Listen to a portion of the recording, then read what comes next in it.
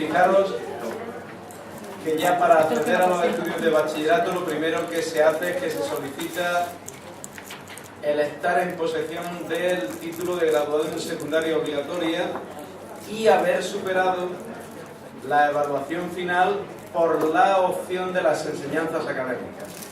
Ese es un tema importante porque quien hizo las enseñanzas aplicadas, como decíamos esta mañana, no podría acceder al bachillerato. ¿Cuánto tiempo se puede estar? Pues siendo 2 años como van a seguir siendo, el máximo que se puede estar es igual que ahora, 4 años, aunque se dice que efectivamente se podría estar 2 veces en un curso escolar, siempre y cuando no se superen esos 4 años y haya informes favorables del equipo docente. 3 modalidades y dentro de humanidades y ciencias sociales tenemos 2 itinerarios, uno para humanidades y otro para ciencias sociales, donde lo único que cambiaría sería una materia. En vez de cursar latín, se cursarían matemáticas aplicadas a las ciencias sociales. Yo creo que no merece la pena comentar todo este cuadro con todas las asignaturas que va a tener cada uno de los bachilleratos, pero sí deciros así en términos generales que ha desaparecido una asignatura que se llama actualmente Historia del Mundo Contemporáneo en primero y que en segundo desaparece la materia de Filosofía. Filosofía ahora se cursa en primero y segundo y a partir de la implantación de la LONCE solo se cursaría en primero. Como estáis viendo, en todas las opciones se cursaría Filosofía, mientras que en segundo desaparecería dicha filosofía. En esta, digamos, también como una de las situaciones que se da tanto en primero como en segundo, es que en primero como materia específica o asignatura específica estaría la educación física, pero no la religión. La religión pasa a ser una de las materias de opción. Y en segundo no hay educación física y la religión es una de las materias de opción. Lo más preocupante en el bachillerato, que salvo esos pequeños cambios que os he dicho, lo importante va a estar en el tema de la evaluación. En la evaluación y promoción del bachillerato prácticamente va a seguir en sus aspectos de evaluación y promoción como está, pero no en la titulación. En evaluación y promoción van a promocionar de primero a segundo siempre que se aprueben todas las materias y como máximo se pueden tener 2 con evaluación negativa. Ahora, como sabéis, quien tiene más materias y no supera el número de 5 puede quedarse con las materias que le quedan de primero y cursar algunas de segundo. Todo eso desaparece, ¿vale? Ahora hay que pasar con primero limpio o como máximo 2. Y si no, no se pasa a segundo, ni se cursan, ni se... Mire, se repetiría, quien tiene más de 2, repite curso. Es decir, volvemos a antes de la LOE.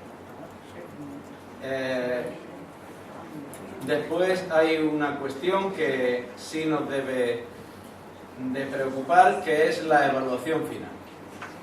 ¿Qué quiere decir esto de la evaluación final? Pues que pasa igual que ha pasado en la secundaria.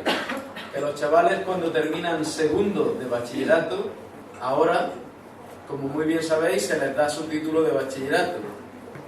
Cuando se implante la LONCE, cuando terminen segundo de bachillerato, no tienen título de bachillerato.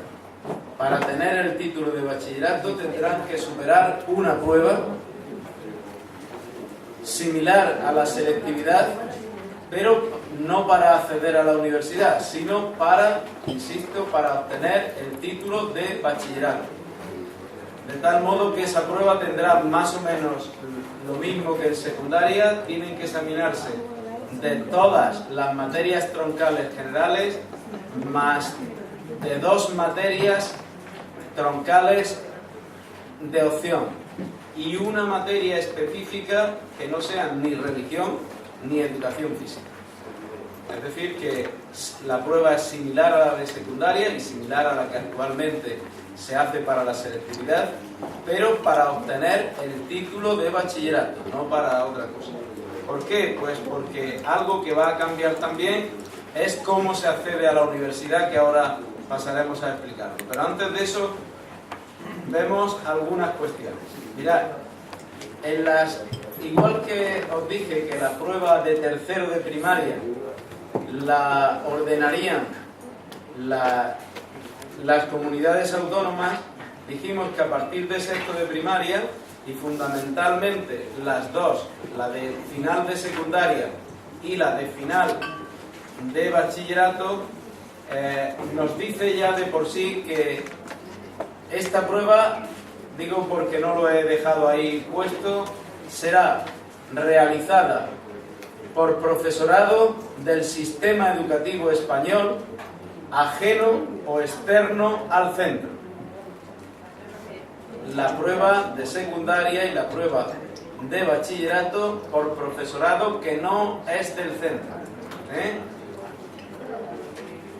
En este sentido, para superar esa prueba final, hay que sacar una calificación igual o superior a 5 puntos sobre 10, y quienes no la superen, lo único que es que se les deja la opción de presentarse cuantas veces quieran a dos convocatorias que habrá anualmente, una en junio y otra en septiembre.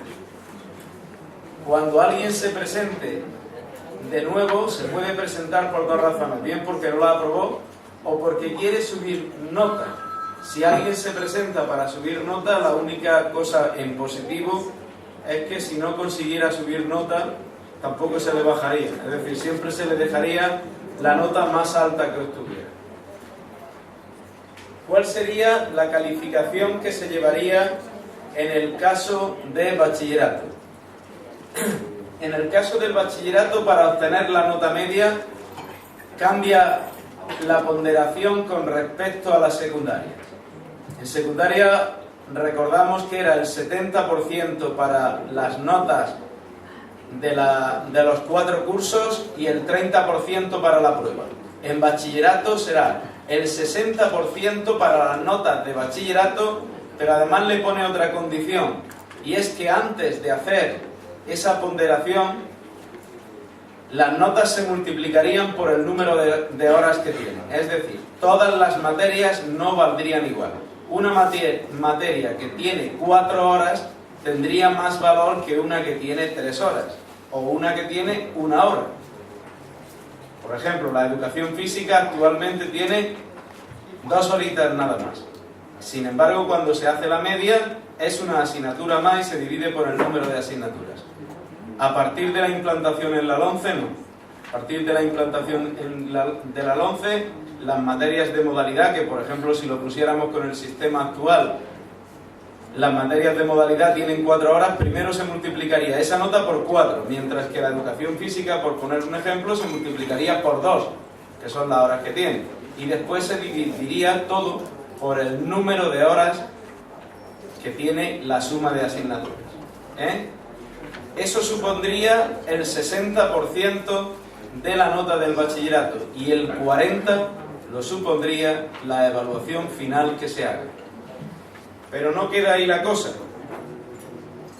Terminamos con el bachillerato diciendo, y bueno, ¿y qué pasaría si mi hijo no supera la prueba?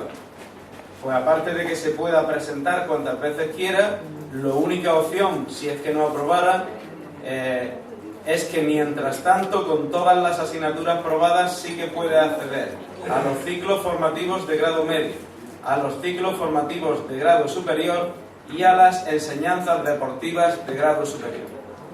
Son las únicas 3 vías que le quedarían si no supera la prueba de bachillerato. Y alguien se estará preguntando, ¿y cómo se accede a la universidad? Bueno, pues a la universidad se puede acceder. A algunas facultades, solo a algunas, se podrá acceder con la nota de bachillerato.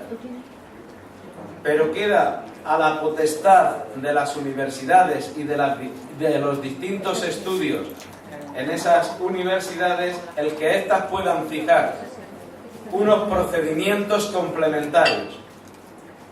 Entre esos procedimientos o criterios complementarios estarían la modalidad y las materias que se hayan cursado en el bachillerato en relación con la titulación exigida. 2. Las calificaciones obtenidas en materias concretas de los cursos de bachillerato o las calificaciones obtenidas en materias concretas en la evaluación final de bachillerato. También se sumaría o se podría sumar la formación académica o profesional complementaria, así como estudios superiores cursados con anterioridad. E incluso, de forma excepcional, alguna facultad podría establecer una prueba de conocimientos o de competencias para entrar en dicha facultad. Es decir, que después de todas las pruebas que van a tener los angelicos, para entrar en la universidad les puede poner un montón de condicionamientos.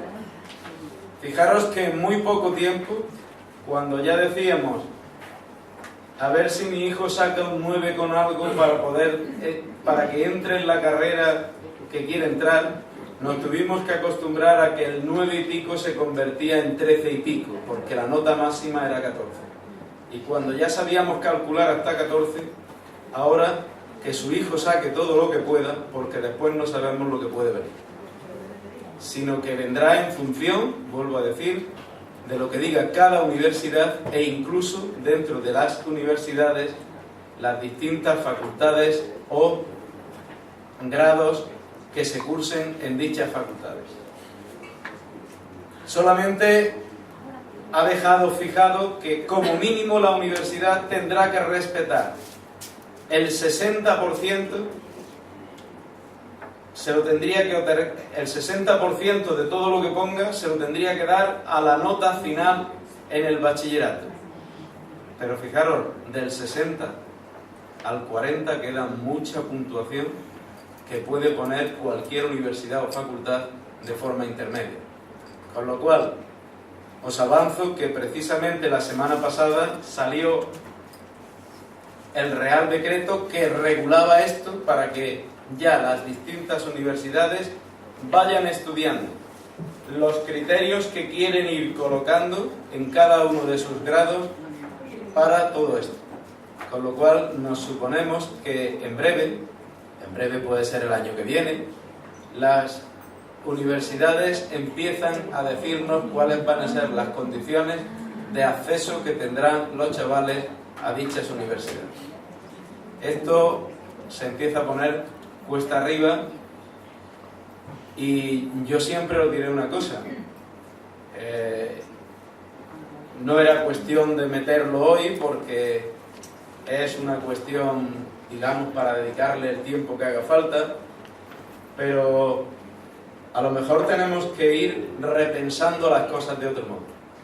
La orientación profesional y vocacional que muchas veces realizamos los padres e incluso la que realizan algunos institutos, habría que empezar a cuestionársela.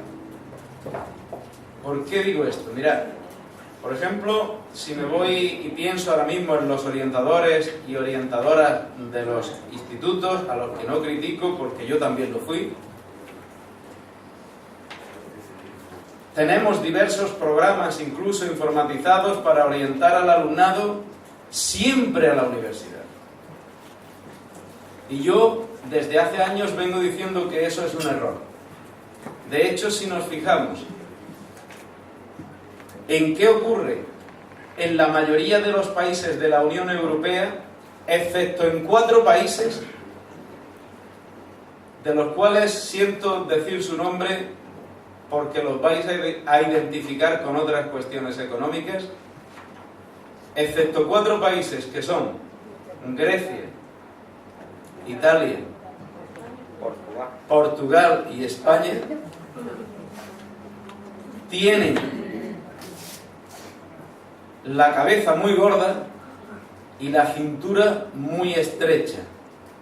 Es decir, tienen muchos titulados universitarios y pocos técnicos de grado superior, para entenderlo. Si nos vamos a países como Finlandia, del que tanto se habla, que le va muy bien en muchas cuestiones, Alemania, Suecia, etcétera, etcétera, nos encontramos justamente los números al revés. Titulados universitarios tienen aproximadamente el 40% del alumnado que prosigue estudios superiores, mientras que tienen el 60% en la formación profesional de grado superior. Yo creo que los padres y las madres tenemos que empezar a repensar que el futuro de nuestros hijos no están, y perdonadme que lo diga coloquialmente, en que hagan una carrera que les conduzca al paro, sino en que hagan una FP que les conduzca a una buena inserción laboral.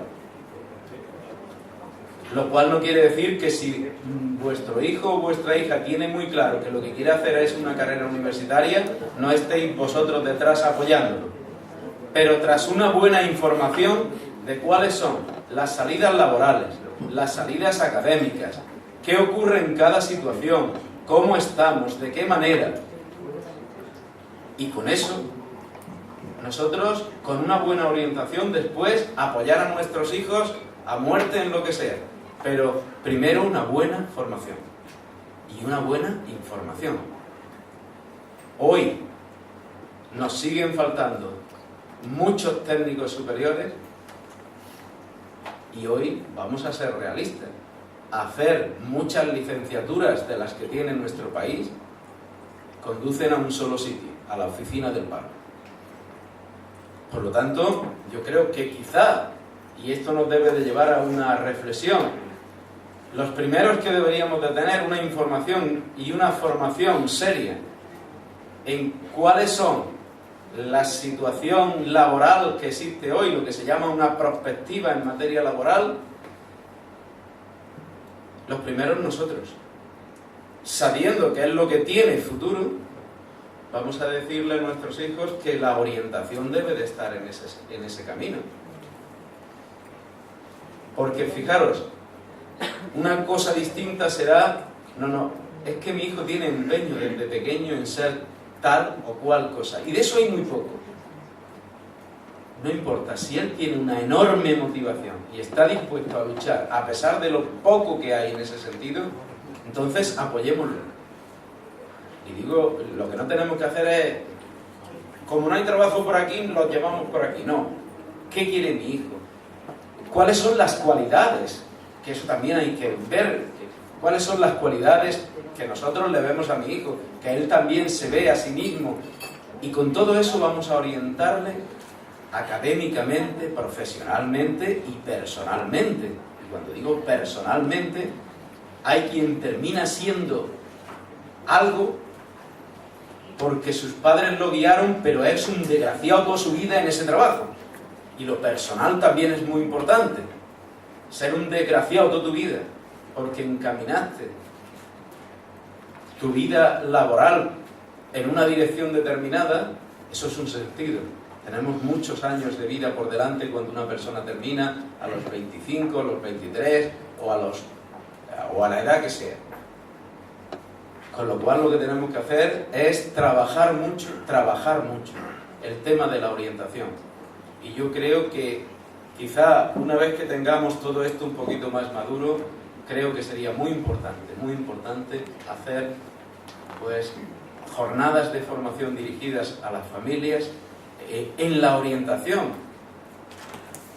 académica y profesional para empezar a quitarnos de la cabeza de que lo único que funciona en esta vida es la universidad. Es cierto, lo comentábamos en la comida hace un rato, en la generación que fue de algunos, que ya tenemos algunos años, es cierto, cuando te señalaban para estudiar, aquello era garantía de futuro.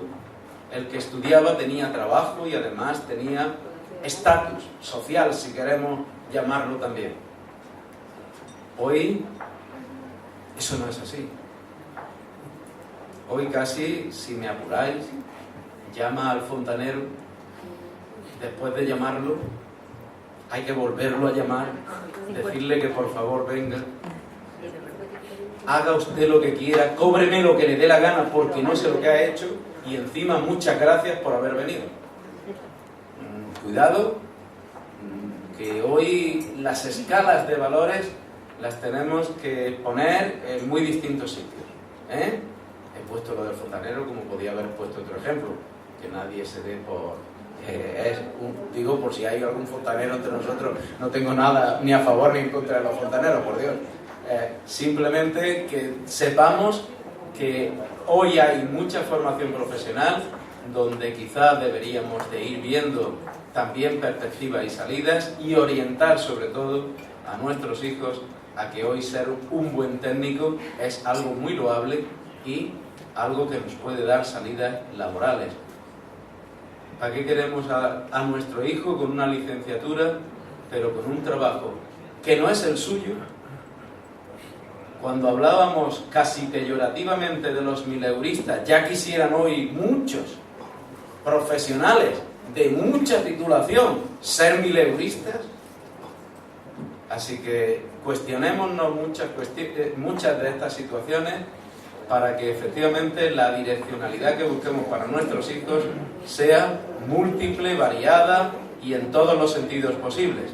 Recordando, por supuesto, que la opción de bachillerato siempre será muy importante, porque permite el acceso a los ciclos formativos de grado superior, que hoy por hoy, dicho sea de paso, en nuestro país tienen mucho prestigio, pero también muchos de ellos mucha demanda. Para entrar en algunos ciclos formativos de grado superior, hoy se exige con nota de bachillerato, no digo de selectividad porque la de selectividad llega a los 14 puntos, pero con nota de bachillerato se necesita un 9,7 para entrar en algunos ciclos formativos. Ojo, que no estamos hablando de que a la FP se entra y ya está. Se entra en algunos ciclos con muchas dificultades. ¿De acuerdo? Por lo tanto, estas cuestiones, tenerlas muy en cuenta, la cosa se pone un poquito complicada y entramos en otro capítulo.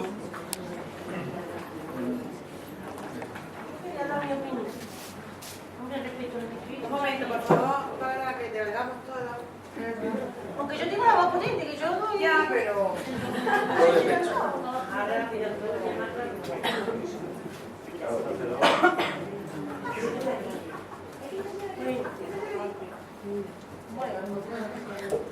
Ahora.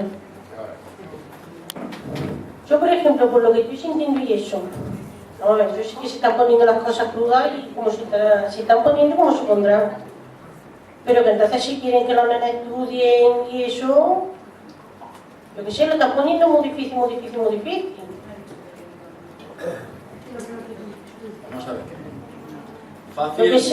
Fácil nos lo están poniendo, eso es cierto. Lo que tendremos que empezar a crear conciencia es en el sentido siguiente. Vamos a ver. Yo creo que las familias, y es un tema, yo me alegro de que lo saque, es un tema que ya no estamos ni en el 11 ni en no el 11. Estaríamos en una situación que es distinta en el sentido siguiente. Mirad, los padres y las madres tenemos responsabilidades. Las responsabilidades no son las de tener hijos, sino lo que pasa a partir del momento en que tenemos hijos e hijas. Y una de ellas es que en la sociedad que nos ha tocado vivir, porque esta es la sociedad en la que nos ha tocado vivir, los chavales tienen que empezar a adquirir desde que son pequeños y en casa el sentido de la responsabilidad. Y perdonadme que sea a lo mejor un poco duro en lo que voy a decir. Esos son valores que se fomentan fundamentalmente en la familia. Al cole y al instituto no se va a pasar el tiempo. Se va efectivamente a trabajar con todas las garantías del mundo, pero a trabajar.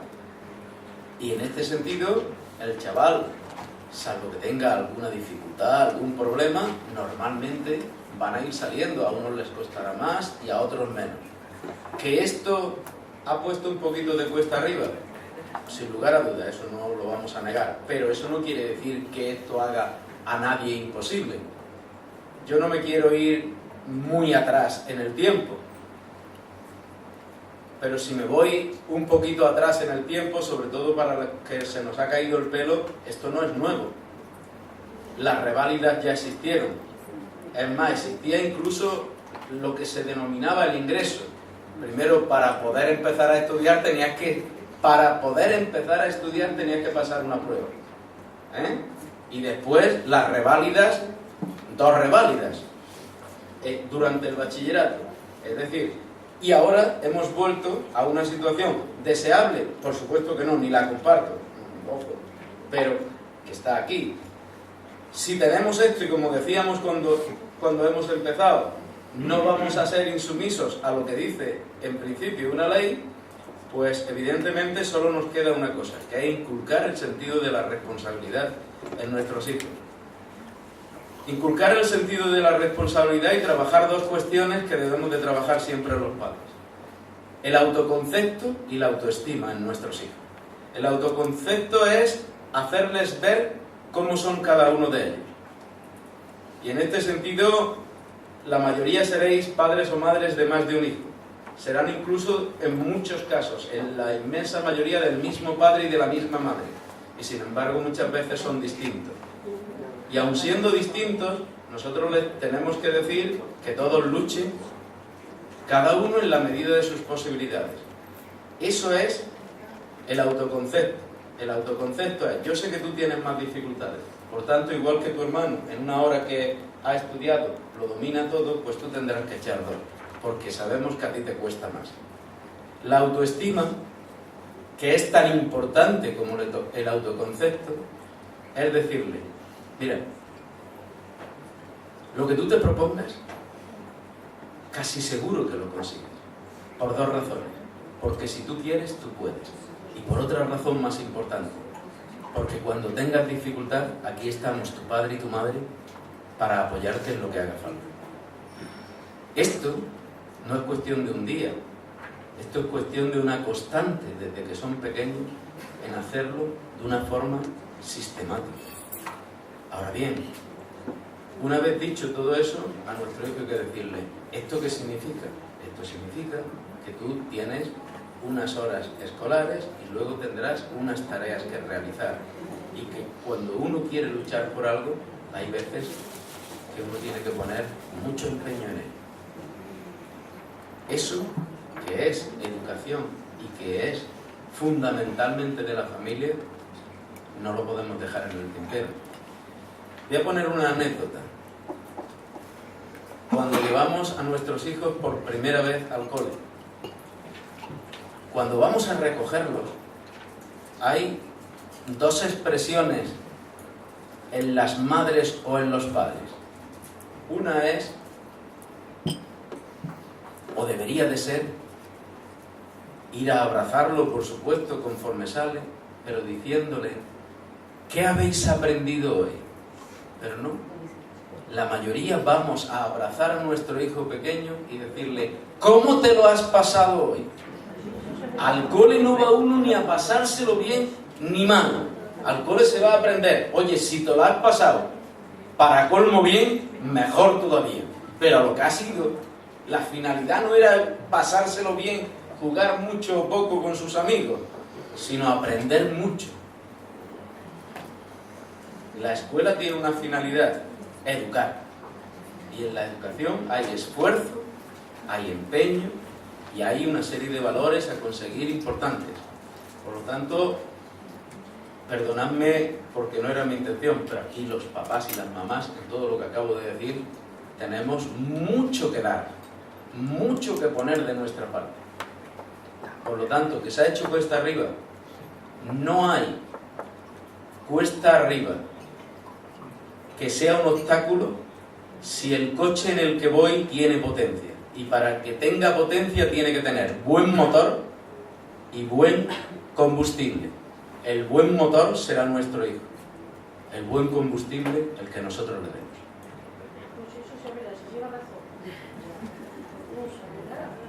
Bien, pues seguimos con la FP.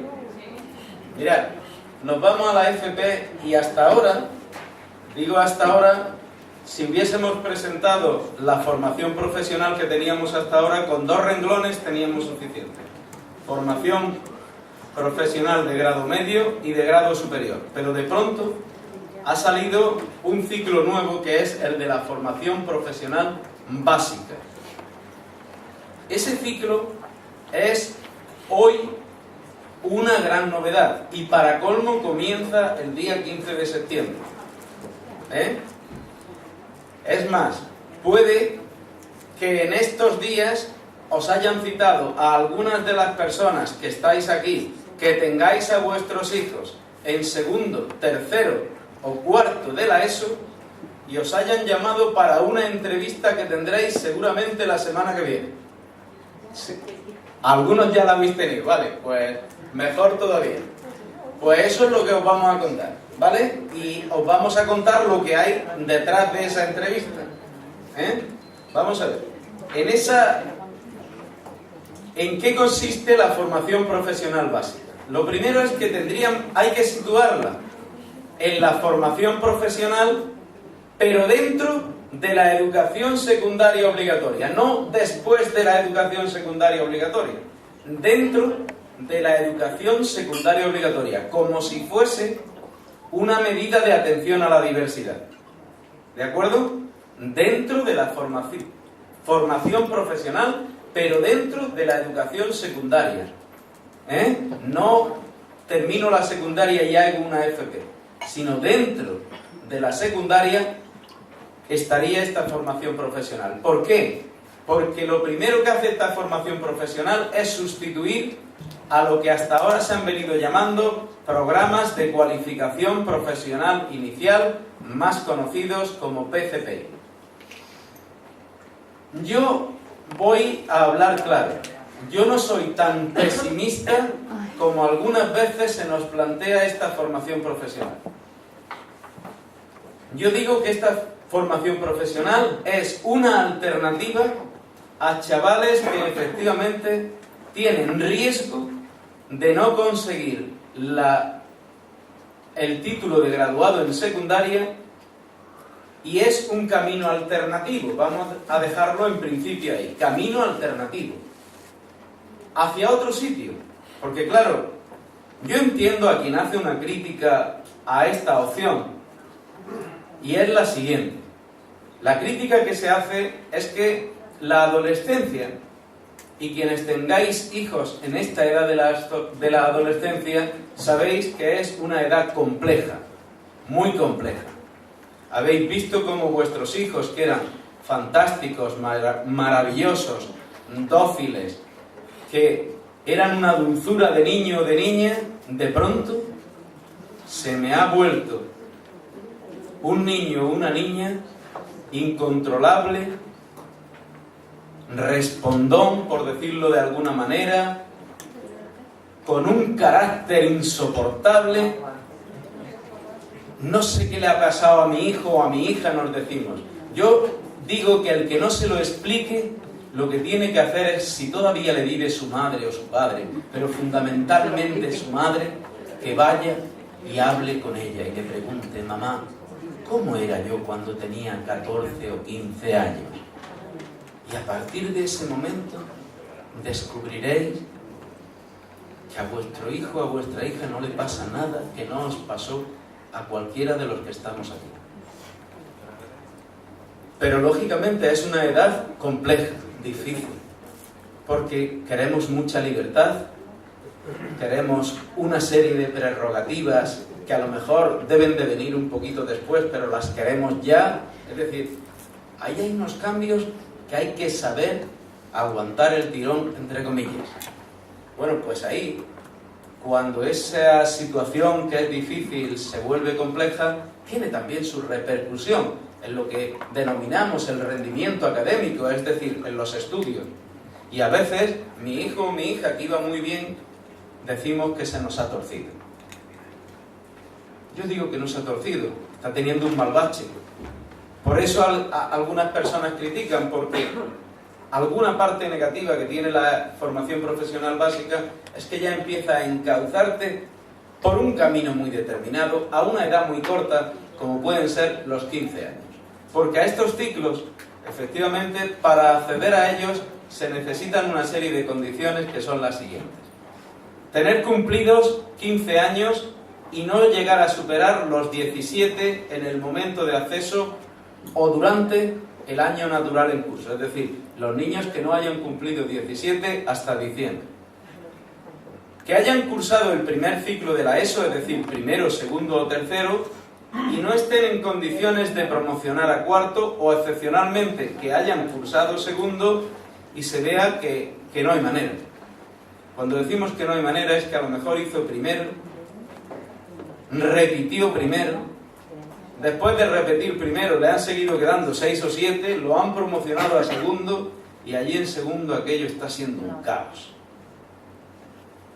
Ese es el perfil típico de niño que vamos a llamar para la formación profesional básica. Para llamarlo, primero se ha debido de reunir el equipo docente, es decir, el conjunto de profesores y profesoras que le dan clase al niño, ver esa situación ya insostenible, y con esa situación un poco insostenible lo que se hace en efecto es llamar a las familias para explicarles un poco de qué va esto y decirle que su hijo ha sido propuesto como candidato a hacer esta formación profesional. Los ciclos formativos de formación profesional duran 2 años, o dicho en horas, tienen 2000 horas, incluida lo que es el periodo de prácticas, y pueden estar como máximo para sacar esos 2 cursos, 4 años haciéndolos. Por supuesto, lo que hay que plantearle y lo que me supongo, si os han llamado o llaman, que debería de hacer cualquier tutor o tutora, es explicaros muy despacio cómo va todo esto. Porque si no, os van a pedir que firméis un consentimiento sin saber qué puñeta estáis firmando. En este sentido, vamos a ver, ¿qué módulos tienen vuestros hijos en esta formación profesional? 3 módulos. Unos módulos que se denominan módulos asociados a unidades de competencia, que es donde se le enseñan pues contenidos científicos, tecnológicos, relacionados con una profesión, en una palabra. Va a haber otros módulos que se llaman de formación en centros de trabajo. Los módulos de formación en centros de trabajo van a ser de aproximadamente 300 horas, y esas 300 horas, en vez de hacerlas al final de todo el ciclo formativo, lo van a hacer el primer año una parte y el segundo año otra parte. Pero para hacerlo en el primer año ha habido que aprobar los módulos relacionados con las unidades de competencia, porque si no, no le dejarán hacer la formación en centros de trabajo. Y para poder pasar de primero a segundo hay que aprobar el 80% de los módulos. Y aquí los módulos no se miden 1 módulo, 2 módulos, 3 módulos, sino por el número de horas que tiene cada módulo. Es decir, tienen que aprobar el 80% del módulo, pero traducido a horas. ¿De acuerdo? Junto a esos módulos de unidades de competencia y a la formación en centros de trabajo, tendrán otros módulos que son los llamados módulos basados en competencias de aprendizaje permanente.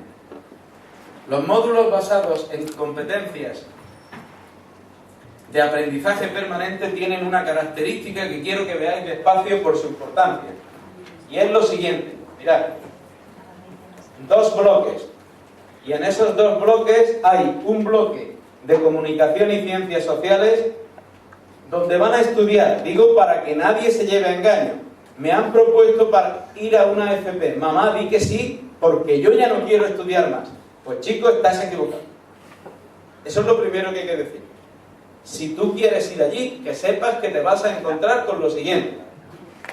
En el bloque de comunicación y ciencias sociales tiene que cursar lengua castellana y literatura, tiene que cursar lengua extranjera y ciencias sociales. Y en el en el bloque de ciencias aplicadas tiene que estudiar matemáticas y ciencias, pero no las matemáticas y ciencias que se dan siempre. Serán matemáticas y ciencias relacionadas con un campo profesional. Si están en automoción, será matemáticas y ciencias aplicadas a automoción. Pero si están en peluquería y estética, darán matemáticas y ciencias aplicadas a peluquería. ¿Cómo matemáticas y ciencias aplicadas a peluquería? A algunos no se nos cayó el pelo por ir a la peluquería, sino por otras cosas. Pero a algunas personas se les puede caer el pelo por ir a la peluquería si se pusieran en manos de una persona que efectivamente me hace un tinte con unas proporciones dislocadas, y yo voy a peinarme y salgo peinado pues como estoy yo más o menos, faltó la mire, como estamos diciendo. Por lo tanto, claro que hay que saber matemáticas. Y claro, fijaros, las ciencias, por ejemplo, de una peluquería es pura química. Y digo que es pura química, que son los amoníacos, que llevan la mayoría de los tintes, ya que se está el tema de los tintes. Yo me tinto poco, pero todavía el olor canta por ahí de vez en cuando. Pero por eso os digo que esto hay que recordárselo a los papás, porque se les llama para que firmen un documento. Lo que os van a poner en la mano es un documento de que acepto y que doy el consentimiento para que mi hijo vaya a esto. ¿Estás que trina? Yo no lo sé. Pero ahora, te digo porque, perdona que te interrumpa, es que son los mismos profesionales los que no saben explicárselo a los padres. Bien, pues por eso yo me alegro de que estéis hoy aquí. No solamente eso, si algún padre ha sido llamado y no tiene claro, pero sí sabe el ciclo formativo de formación profesional básica al que va, me lo decís y además os lleváis en un pendrive qué va a dar, los contenidos y todo, porque eso está diseñado. La parte que tiene que hacer el Ministerio, la de Andalucía, estará el día 31 de julio, porque para poder empezar en este caso el día 15 de septiembre sí que se ha comprometido la Consejería en proporcionarle al profesorado antes del 31 de julio cuáles son los contenidos que tendrán que impartir. ¿Qué?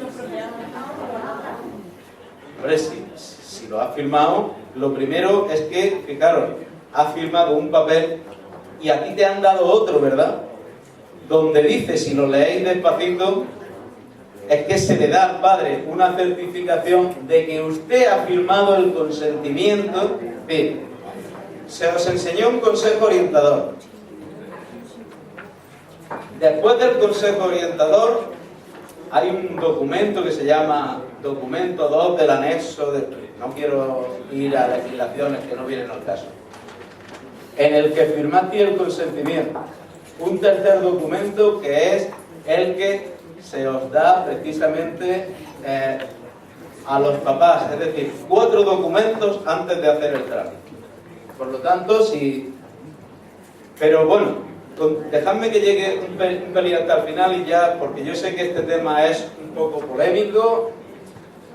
Cuando ya ¿qué pasaría? Vámonos a la parte positiva.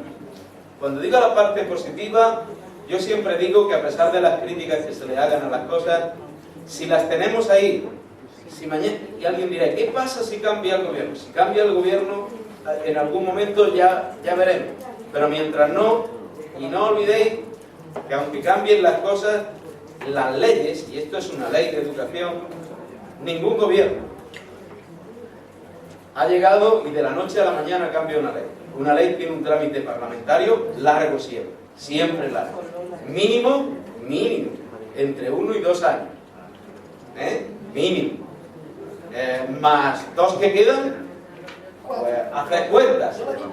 Ya lo ha dicho Lola. Eso es, pero eso es como mínimo, ¿vale? Y veremos a ver cómo salen las cosas. Por eso os digo que, cuidado, que nadie diga, efectivamente hay un pacto en el que se ha dicho que si pierden la mayoría, todo lo que se ha dicho esta mañana. Pero yo quiero ser realista. Y alguien dirá, Rafael, ¿y cómo se paró la LOCE? Bueno, la LOCE enseñó la LOCE enseñó precisamente a este gobierno a hacer las cosas de otra manera. La LOCE se hizo la ley por una parte y se hizo el Real Decreto de implantación como Real Decreto. Cuando cambió el gobierno, un Real Decreto con un Real Decreto Ley se paraliza. Se hizo un Real Decreto Ley y se paralizó el decreto de implantación y se acabó.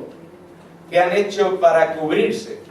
Pues que la implantación, el calendario de implantación en esta ocasión está dentro de la ley. Y para cambiar una ley hay que hacer otra ley. Cuidado, para cambiar una ley hay que hacer otra ley. Y una ley consensuada con las características de todas, de 17 comunidades autónomas, no es fácil, ¿vale? Digo, no, salvo que tengan mayoría en el Parlamento, como ha ocurrido ahora, y a pesar de eso ya habéis visto el tiempo que se ha tardado, 2 años. Con lo cual, vuelvo a insistir que no digamos que esto se acaba, yo soy de los realistas y ahora lo que tenemos que hacer es buscarle las partes positivas. Parte positiva. Esto no da lugar al título en la ESO, ¿de acuerdo? Eso sí que tiene que quedar claro. Pero da lugar a un título que se llama Título Profesional Básico. El título profesional básico, por una parte, lo que certifica es que el alumnado que ha hecho esto tiene el nivel 1 de las cualificaciones profesionales que marca Europa. Europa, todas las profesiones, las ha catalogado desde el nivel 1 al nivel 6, que es el máximo al que podríamos aspirar cualquiera, tengas todas las titulaciones del mundo mundial. Este título daría el nivel 1. Pero, fijaros, que también se dice y se escribe en el Real Decreto 127 que ha regulado estas enseñanzas, que tendrá, ese título tendrá los efectos académicos y laborales frente a las convocatorias y oposiciones de la administración pública de graduado en la ESO. No es título en la ESO, insisto, pero en una convocatoria que saque cualquiera de las administraciones públicas que diga requisito tener graduado en la ESO, este título es equivalente, ¿vale? Pero no es el título, claro, digo porque no quiero crear confusión. Una cosa es el título y otra es la equivalencia frente, vuelvo a decir, a las convocatorias y oposiciones que hagan las administraciones. Solo habla de las administraciones, no de las empresas privadas, ¿vale? Bien. Por lo tanto, no es un título baladí. Y además tiene otra ventaja positiva. Los PCPI, tú terminabas un PCPI y para entrar en los ciclos de grado medio tenías que hacer la prueba de acceso a grado medio, solo que te convalidaban una de las partes. Con este título se entra a los ciclos formativos de formación profesional dentro de la misma familia profesional sin prueba de acceso, por vía directa. Cuando termine los 2 años de grado medio, tiene el título de grado medio, igual que el que entró por la ESO, el mismo. ¿Vía directa con nota? Hombre, como los demás, ojo, y digo como los demás, es que el que tiene el título en la ESO, si va a un ciclo de grado medio donde haya más demanda que oferta, va con su nota. Este irá con su nota, la que haya sacado en ese título, ¿vale? Exactamente igual que los demás. Claro, hombre, es una vía para que no se quede interrumpida una trayectoria profesional, ¿de acuerdo? Por eso, sí, cualquiera que tenga un título de grado medio puede acceder al grado superior mediante una prueba en la que se le convalida la parte práctica, igual que ahora. Es decir, por lo tanto, lo que quiero decir, no cerremos todas las puertas ni digamos que todo se convierte en negativo. Leamos también la parte positiva y de esa manera, pues cada uno en la situación que que se vea, pues que tome las opciones más adecuadas, ¿de acuerdo? Venga, abrimos para la... Venga. Has dicho que se le da el título de el básico. Profesional básico, Sí. el que tenéis ahí en Si en en un pueblo o en una ciudad donde sea, la demanda, ¿qué criterios se sigue? Eso ya, ahora, eso lo cuento después. Y otra cosa, ¿una familia se puede negar? Sí. Y si se niega, ¿qué oferta le da? Nada. Si una familia se niega, el niño seguirá en la ESO con las medidas de atención a la diversidad que pueda, que ya las más extraordinarias, que eran el PCPI y la diversificación curricular, se han acabado, con lo cual es con algún tipo de refuerzo, con lo que queda. ¿Qué pasa con, no sé, a lo mejor es una tontería, Venga, pero no, por no. ejemplo, los niños de TDAH, que son especialmente conflictivos en clase, una manera de quitárselos del medio y más. A lo mejor es una burrada lo que estoy diciendo. No. Pero entonces, dice, bueno, si el niño puede tener potencial adaptándolo y el sistema lo que va a hacer por la vía más rápida es llevármelo y luego ese niño no va a tener la oferta de lo que verdaderamente le gusta porque ya lo hemos estado condicionando, ahí no nos estamos también cargando a una parte... Totalmente, por eso, sin el consentimiento de la familia, ningún niño irá a él. El centro te lo propondrá, pero no te puede obligar, ¿vale? Adelante. Te digo que porque trino, porque primero debería de formarse y informarse los profesionales. Por la experiencia propia mía. De hecho, digo que lo he firmado. Pero que cualquier familia que conozcáis que la llamen para esto, que por favor que se informen muy bien antes, porque lo que te dicen no es la realidad. Bueno, yo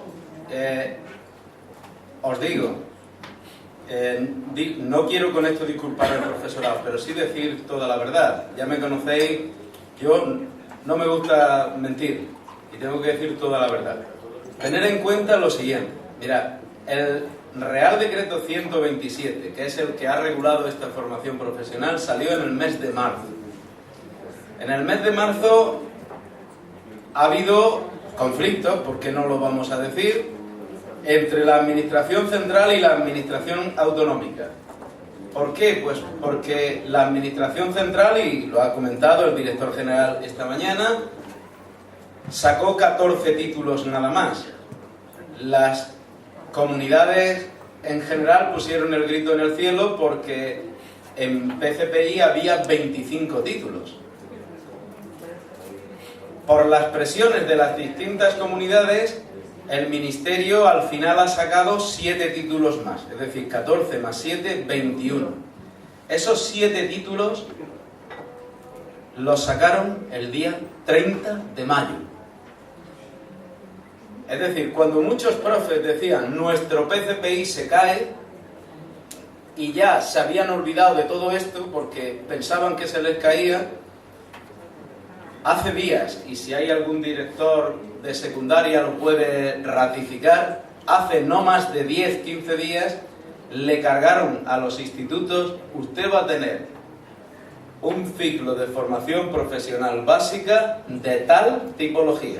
Eso estoy hablando de hace 15 días, con lo cual el profesorado no le ha dado tiempo a reaccionar, porque no solamente se lo cargaron hace unos días, sino que encima, con unas instrucciones que tienen fecha de 21 de mayo, fijaros que os estoy hablando de ayer, como aquel que dice, era donde se explicaba todo el procedimiento que había que hacer para convocar a los padres, etcétera, etcétera, y estamos en estos plazos.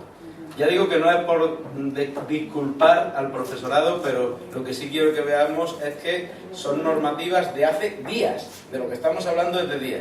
Lógicamente, vosotros me entendéis, yo sí que no podía venir aquí y deciros que con una cosa publicada, que no sé de qué va, que no me la he leído todavía.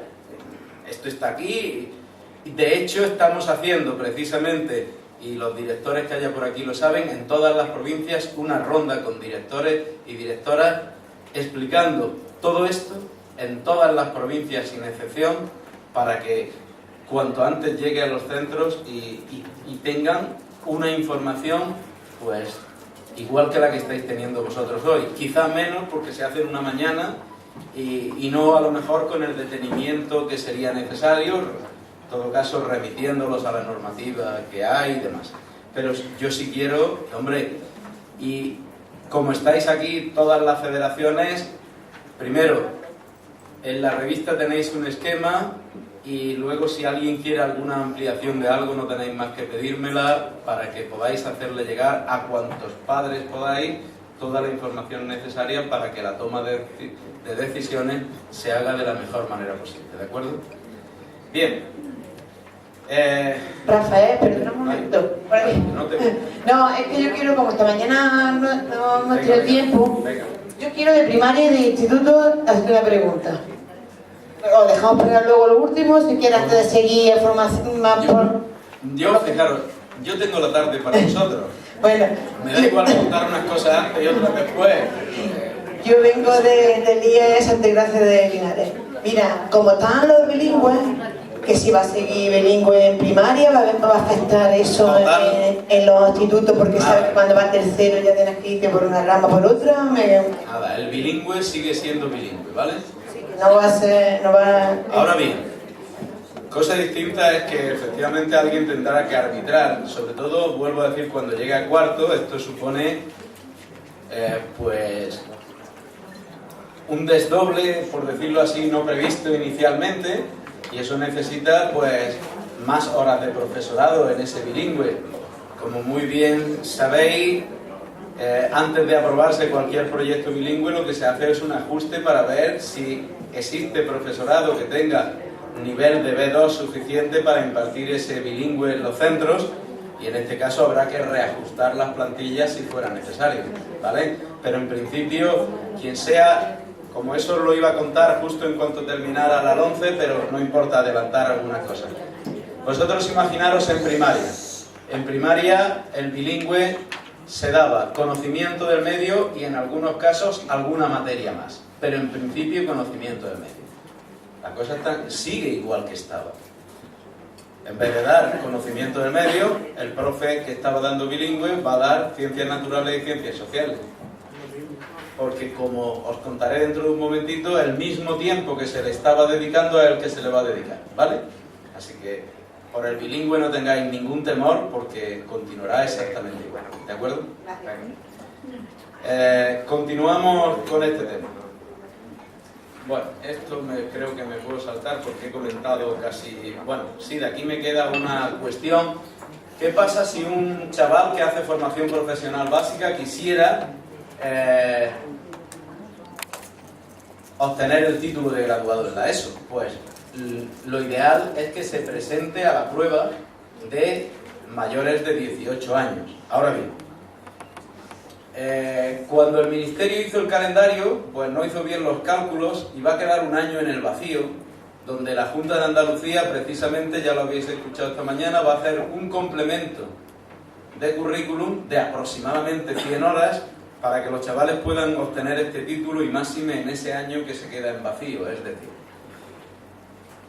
vamos a ponernos con la realidad en la mano para que la veáis. La prueba de secundaria empieza dentro de 3 años, pero vosotros imaginaros que tenéis un hijo que os lo han propuesto y habéis aceptado que entre el año que viene y tiene 15 años el chiquillo.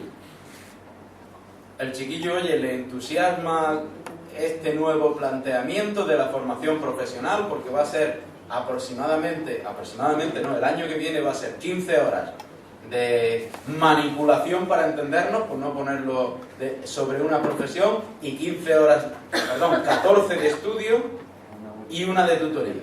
Eso ya está diseñado para el año que viene y publicado.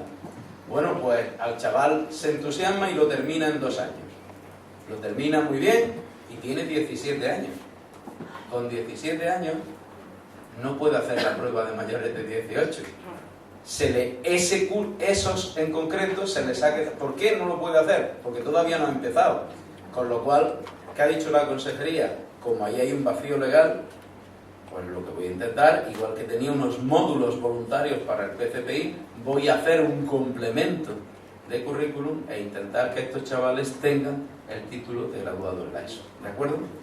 Por lo tanto, que sepáis que se están buscando precisamente los huecos que deja la ley y las alternativas para que siempre que sea posible se tenga. Una cuestión que sobre todo se ha ido preguntando y quiero que quede claro, lo tenéis en pantalla también, y es que los ciclos formativos de formación profesional básica son de oferta obligatoria y tienen carácter gratuito. Hemos dicho que están dentro de todo lo que es la atención a la diversidad. Y entonces, ¿qué se ha hecho? En el capítulo de gratuidad de libros de texto, aunque vuelvo a decir, lo iba a contar después, pero ya lo adelanto, se ha metido un módulo económico para atender las necesidades de libros de texto que necesite este alumnado. Si mal no recuerdo, y si no tengo ahí las instrucciones de gratuidad para consultarlas, me parece que es de 70 euros, puesto que el currículum definitivo no estará para el día 15, precisamente porque no estará, pues lo que no quiere la consejería es hacer una inversión excesivamente grande, cuando a lo mejor el currículum definitivo está al año siguiente, que es cuando ya habría que ponerlo, ¿de acuerdo? Pero sí que ha metido un capítulo, no muy grande, económico, para que estos chavales cursen esas enseñanzas con las necesidades materiales que tengan cubiertas, igual que se tiene cubierto en toda la educación secundaria. Bien, ¿qué pasa con los ciclos formativos de grado superior? Pues mirad, con los ciclos formativos de grado medio, perdón, he dicho de grado superior, sí que han cambiado algunas cuestiones. Algunas cuestiones que son las que os he subrayado un poco en negrita por lo siguiente. Si os dais cuenta, lo primero es que para entrar a los ciclos formativos de grado superior he debido de cursar la educación secundaria obligatoria por la vía de las enseñanzas aplicadas. Porque si las hubiera cursado por las enseñanzas académicas, que son las de bachillerato, no me dejan entrar en la FP. ¿Vale? Segundo, puedo entrar, que era una vía por la que no entraba antes, mediante el título de técnico de profesional básico, que es el que se consigue con la formación profesional básico sin prueba de acceso. Y tercero, una cuestión que también es nueva, hemos dicho, ¿qué pasa con los chavales que aprueban segundo de bachillerato pero no superan la prueba?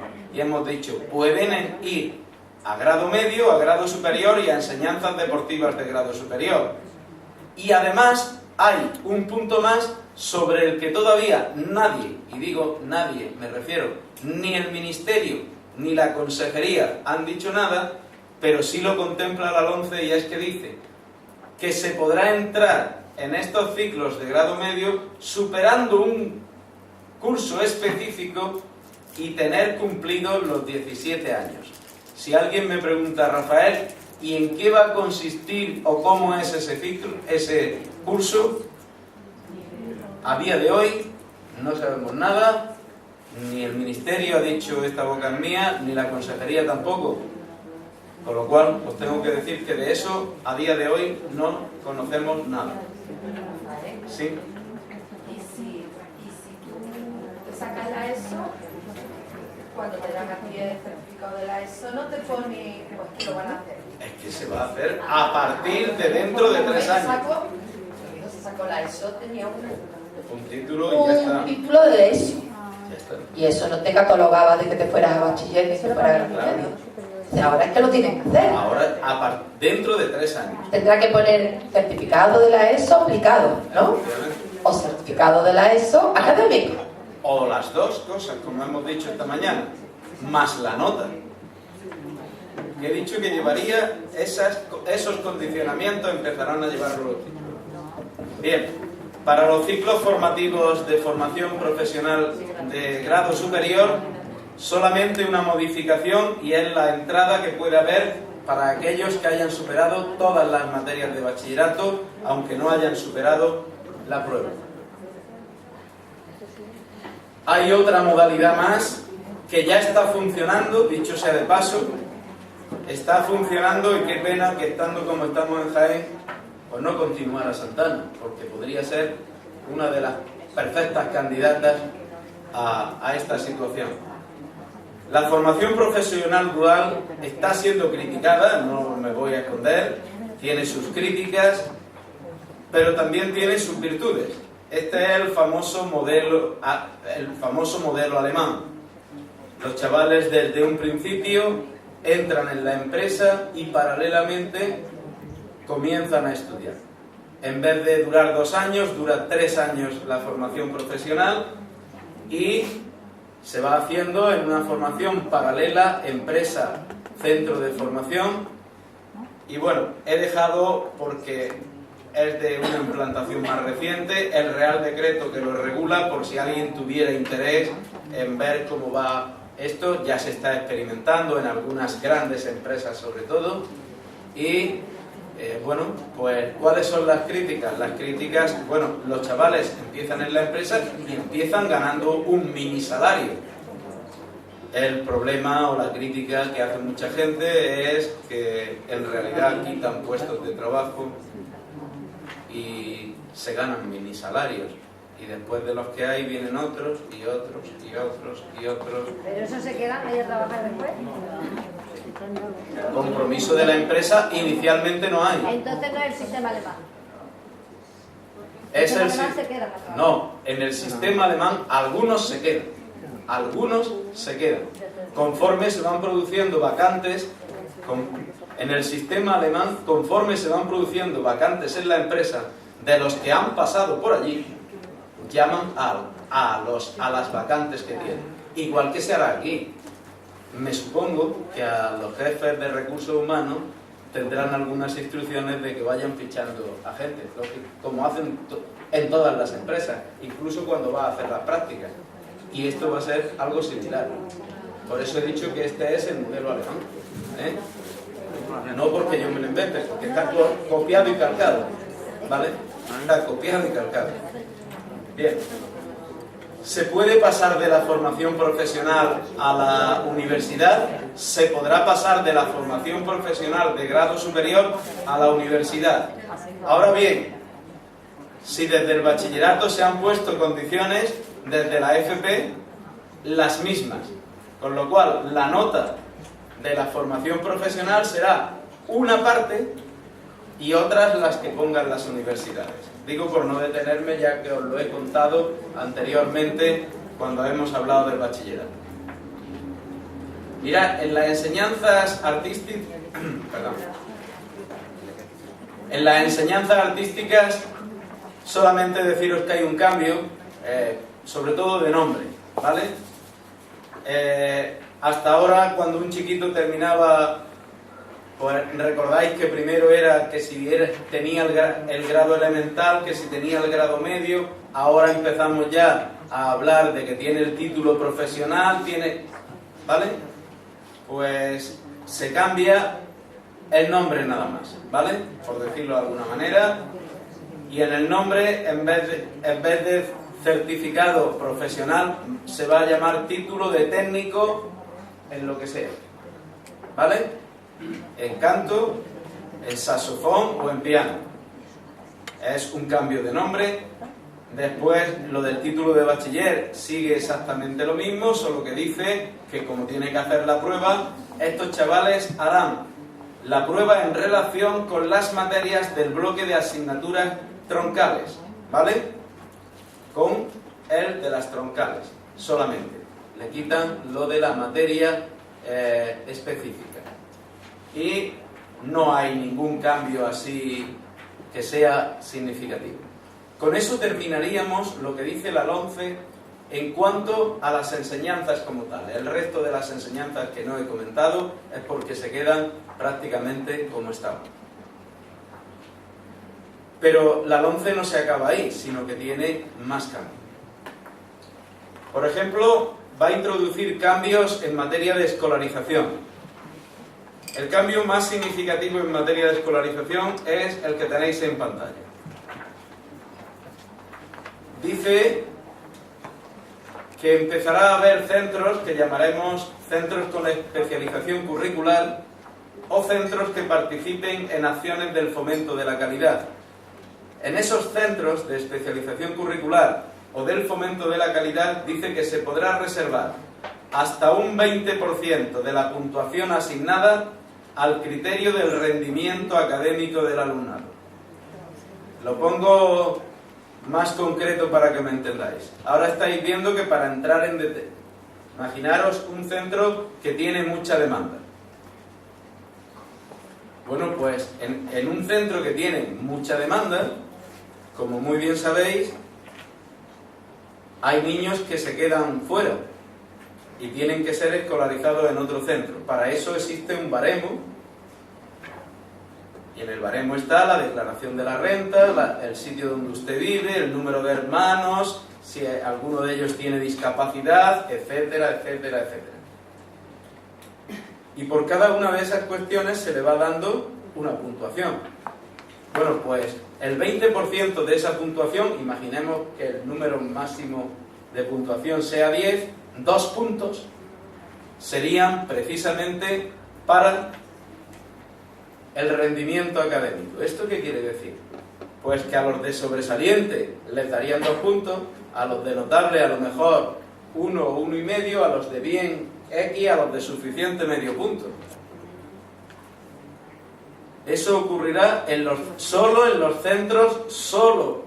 centros de especialización curricular o de fomento de la calidad, ¿vale? Que ahora después veremos un poco en qué sentido va eso que estamos diciendo ahí. Ojo, esto lo tienen que poner en marcha las administraciones. Yo digo que siempre hay un truco para esto. Como no le pone fecha, yo soy administración pública y pondré esto tarde, mal y nunca, ¿vale? Puede ser una opción. ¿Cuántas cosas tenemos en la Constitución no desarrolladas todavía? Pues igual se podría hacer con algunas de estas cuestiones. No eres insumiso, pero tampoco la pones en acción pasado mañana. Una cuestión que se ha mencionado esta mañana aquí y yo pues simplemente ponerla tal como está en la ley. Fijaros que hay un párrafo que dice: en ningún caso habrá discriminación por razón de nacimiento, raza, sexo, religión, opinión o cualquier otra condición o circunstancia personal. Para a renglón seguido decir: pero no constituye discriminación la admisión de alumnos o la organización de enseñanza diferenciada por sexo. Por lo tanto, la elección de educación diferenciada por sexo no podrá implicar para la familia, alumnado o centros un trato menos favorable ni una desventaja a la hora de suscribir conciertos con las administraciones educativas. Me parece que no hace falta que lo explique mucho, ¿verdad? Pues ya está. Bueno, esto no... Mirad, cuando antes he hablado de centros de especialización curricular, la especialización curricular puede ir en el sentido que tenéis en la parte baja de la pantalla. Puede haber especialización curricular, ser centros de excelencia, que ojalá no tengamos en Andalucía ninguno. Los centros de excelencia han empezado a funcionar empezaron a funcionar en la Comunidad de Madrid hace 3 años y son centros que forman, por decirlo así, élites. Para entrar ahí, en esos centros hay que tener un currículum brillante y, para colmo, lo cual me duele más, al profesorado se le paga un plus. Cuando algunos, entre los que me cuento, creo que si hay que pagarle un plus es a aquellos profesores y profesoras que trabajan con alumnado, que efectivamente para que estudien hay que hacer el pino todos los días, incluso en clase. Y a esos no se les paga más, os lo garantizo, no se les paga más. Por eso yo esto de la excelencia simplemente lo dejo ahí, está en la ley y lo acepto y ya está, pero no lo comparto. En fin, ahí hay una serie de condiciones, no sabemos cómo lo va a poner nuestra comunidad, pero fijaros, a estos centros de especialización curricular sí que la norma de cara a los directores o directoras que haya en los mismos, les da una serie de prerrogativas, cuando menos para pensarlas. Y es que las prerrogativas son las siguientes. Los directores o directoras de este tipo de centros podrán establecer requisitos y méritos específicos para los puestos ofertados del personal funcionario docente, así como para la ocupación de puestos en interinidad. De la misma manera, la dirección de los centros podrá rechazar, mediante decisión motivada, la incorporación a puestos de interinidad del personal docente procedente de las listas centralizadas.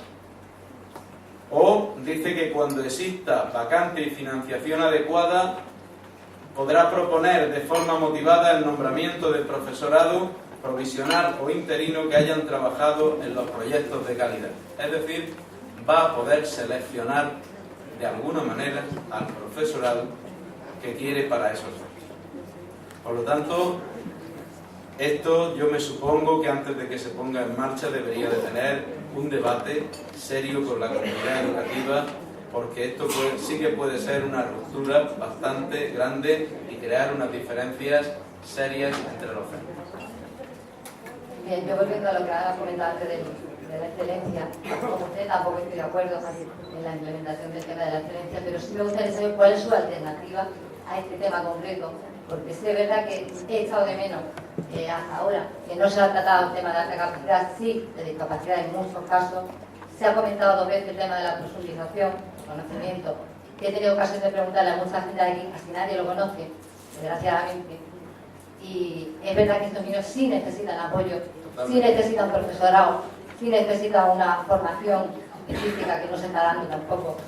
Me gustaría saber en alta capacidad cuál es su planteamiento. En alta capacidad se mantiene lo mismo que hay. Es decir, primero, yo soy de los que dice siempre, a mí por lo menos me gusta ir leyendo en positivo. En positivo tendríamos que leer lo siguiente. Primero, la puesta en marcha de un programa no existente para empezar, por lo pronto, a diagnosticar desde las edades más tempranas que se pueda al alumnado de altas capacidades. Y lo segundo, se está haciendo, que creo que es lo fundamental, formación al profesorado que tiene que atender a este tipo de alumnado en ver cómo se desarrollan efectivamente programas de profundización o de enriquecimiento, junto con las medidas que sabéis de flexibilización temporal para cursar el currículum.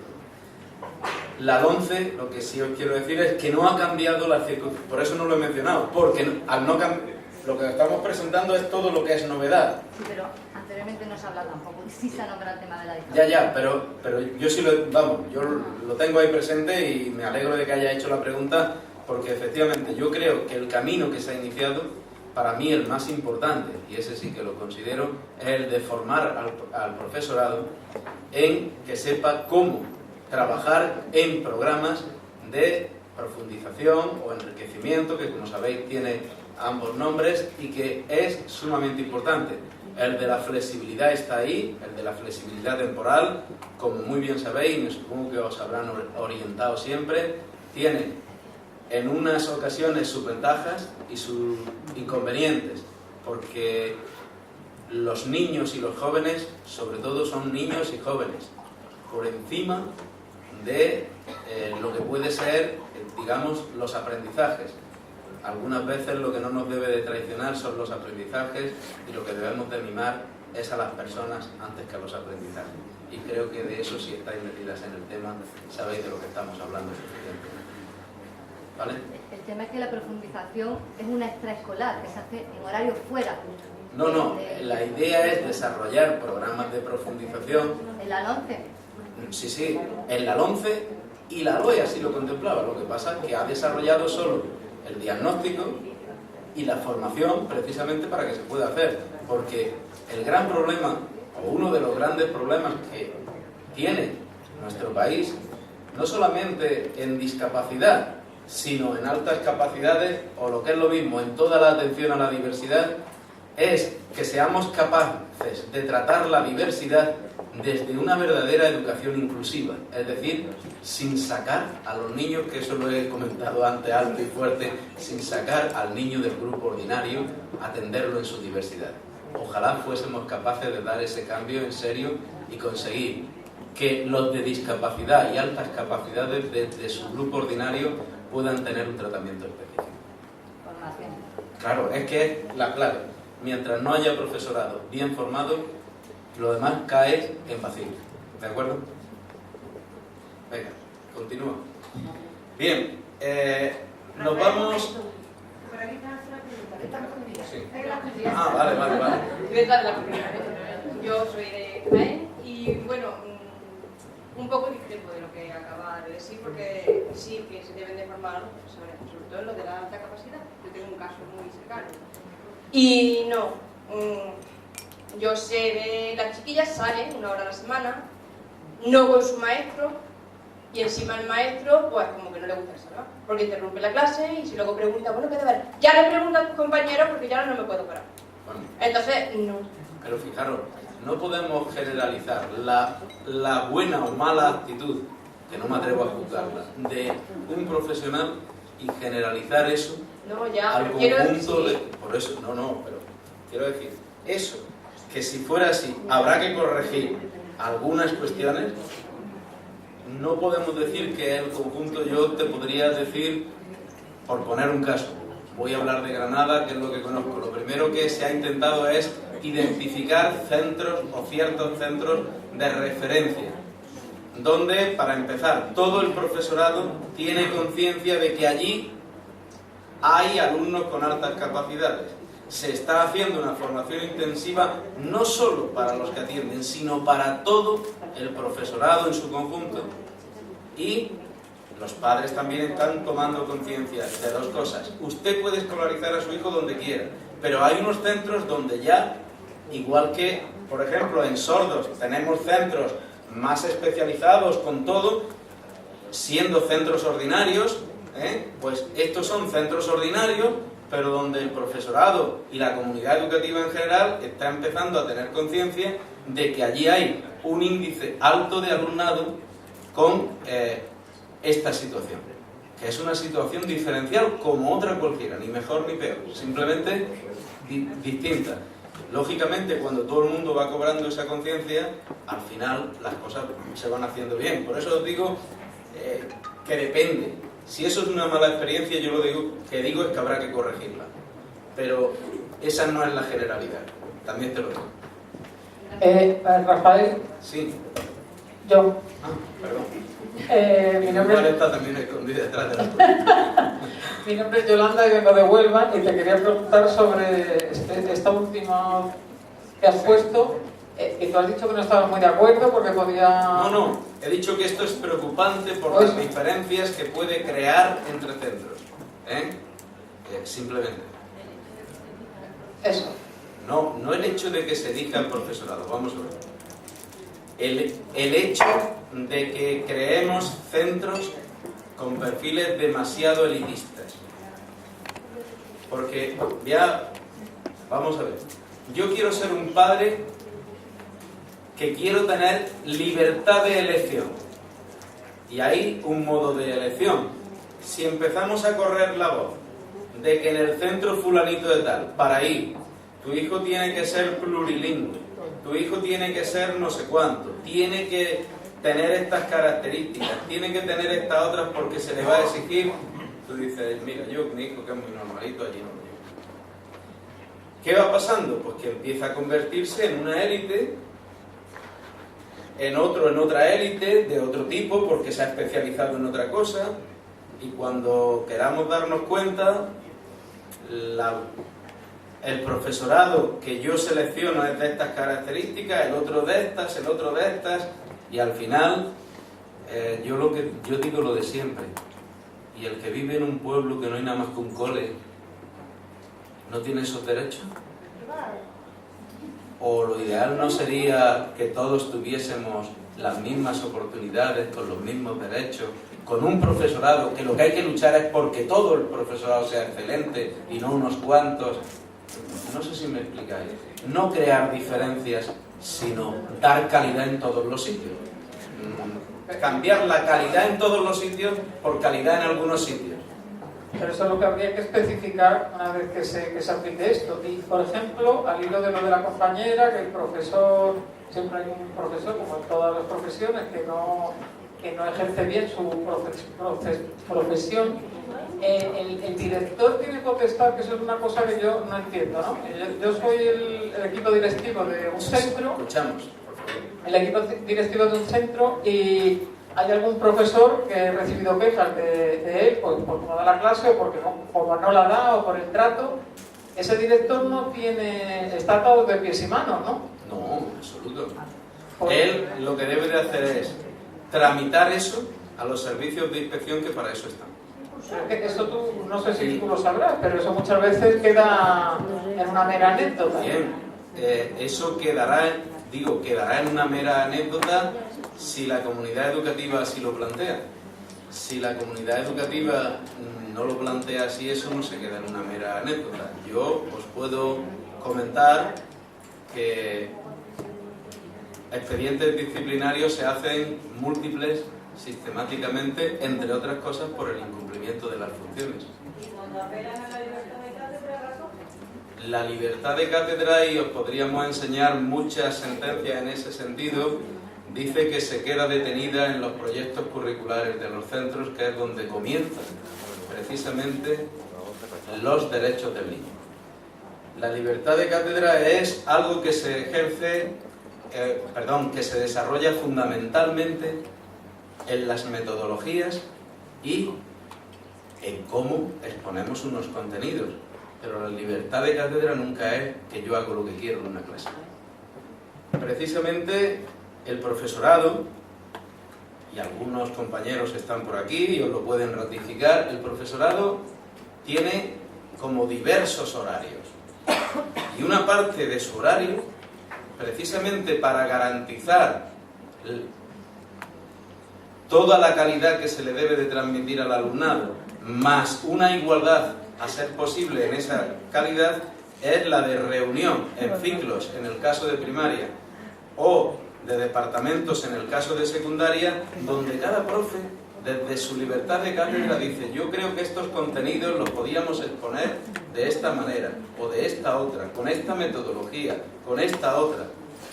Convencer desde su libertad de cátedra al resto de sus compañeros, fíjate, no solo para hacerlo él, sino para que lo hicieran todos, porque sería algo fantástico si es que tú lo consideras así, y plasmarlo en ese momento en lo que denominamos las programaciones didácticas.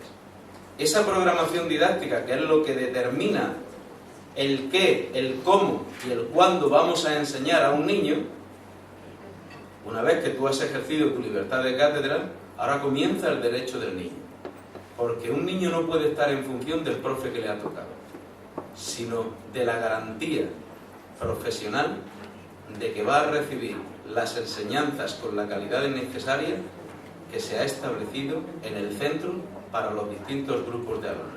Y aún así, al profe lo que sí le queda es la libertad de que, conociendo las diferencias que hay entre una clase y otra, pueda adaptar de alguna manera lo establecido en el ciclo, en el departamento, a las características del conjunto de su clase. Por lo tanto, la libertad de cátedra, y vuelvo a decir que sobre eso hay diversas sentencias, en materia de enseñanza obligatoria y posobligatoria no universitaria.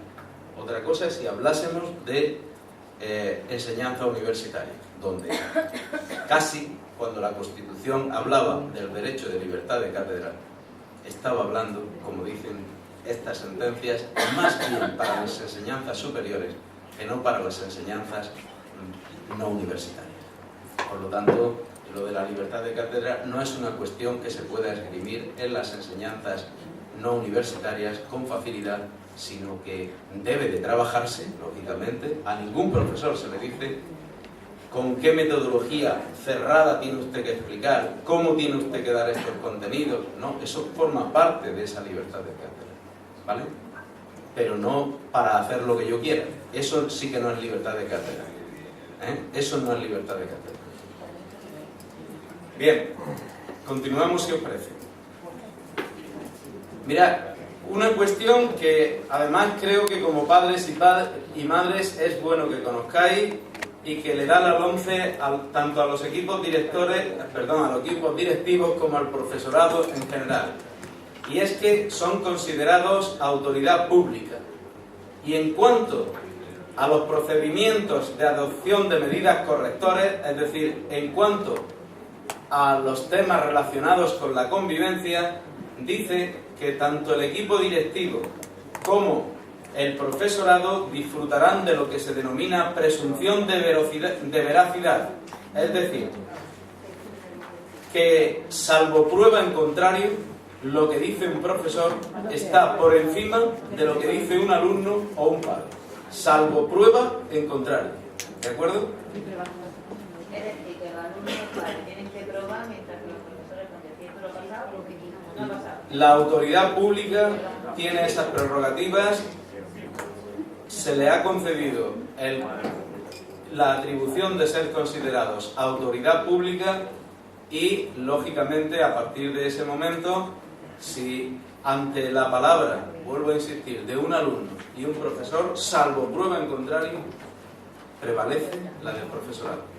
Eso ocurre siempre con todas las autoridades. Lo único es que el profesorado no tenía esta autoridad y se le acaba de otorgar. No olvidemos que llegar a esta situación es porque algunas veces también se ha cuestionado sistemáticamente la autoridad del profesor y eso tampoco puede ser. Digo que a esto es a lo que a lo mejor nunca habría que haber llegado. Debido, vuelvo a insistir, a estar cuestionando permanentemente la autoridad del profesor, lo cual pienso que sobre todo cuando ha sido realizada por padres sobre lo que dice mi hijo, sin más, sin probar o comprobar tampoco nada, muchas veces se ha cuestionado situaciones que incluso a posteriori se han demostrado que no es cierto. El bullying de los niños a los profes también existe.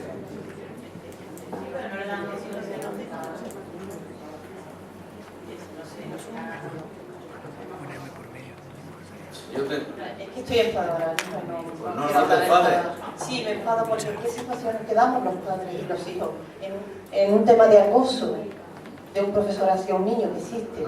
Bien. ¿Cómo lo hacemos? Vamos a ver. En un tema de acoso de cualquier otra situación, yo vuelvo a insistir en algo que está en todos los temas de acoso, que es lo siguiente. Mirad, siempre se dice que el tema de acoso se hace normalmente si es en una clase, cosa distinta que sea a niveles individuales, y digo solo que sea a niveles individuales. Siempre que ocurra en una clase, se hace ante los demás niños. Y yo siempre recomiendo la lectura del libro de Rosario Ortega en este sentido, sobre la convivencia en los centros educativos, donde dice que quizá el más culpable no sea solo el agresor, sino todos los que permiten que el agresor siga con ese acoso y nadie levante la voz. Porque el acosado es acosado porque los espectadores lo permiten. Y ahí precisamente es donde más he tratado de educar siempre, en que los espectadores no permitan al acosador que siga haciendo de la suya. Y este es un tema serio, trabajado en múltiples ocasiones y que creo que habrá que seguir trabajando cuantas veces sea necesario. Sea de niños entre niños, sea de profesorado y alumnado, sea de familia, niños, es que me da igual. En cualquiera de los temas, eso es lo que no podemos permitir.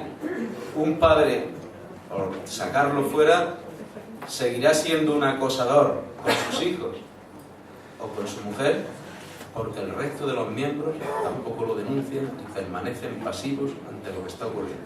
Y es que, desde la primera, no hay que permitir esas situaciones. Yo sigo insistiendo, llevar las cosas a los extremos no son buenas, y en este caso hemos venido a llevarlo a otro extremo. Hemos pasado de un extremo a otro y así estaremos dando bandazos. Habrá que encontrar el término medio, porque hay momentos, hay situaciones en que no hay nadie delante, está el profesor y el niño. ¿Cómo demuestras? O incluso un padre con un profesor que tiene un problema. ¿Cómo lo hace? Pues a lo Sí, mejor yendo acompañado. O sea que Tendré que ir acompañado. Habrá Sí, que buscar. creo que hay un conflicto entonces real. habrá que crearse unas estrategias, ¿no? Con esta ley para... Lo que yo no...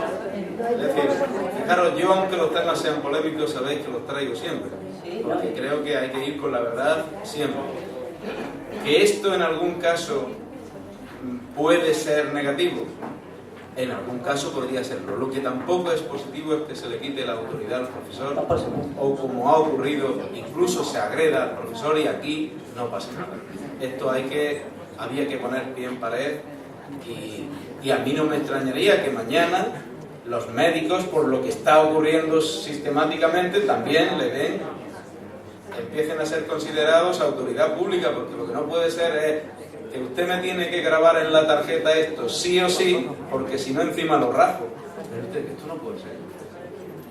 Y esto sabemos que en el ámbito escolar ha pasado no en una, sino en varias ocasiones, y es lo que ha dado lugar a estas situaciones. Lo que os digo, ¿habría que haber llegado a esto? Pues quizás no, pero es que las medidas más paliativas que se han puesto no han funcionado, simplemente. Sigue siendo un extremo y no es bueno.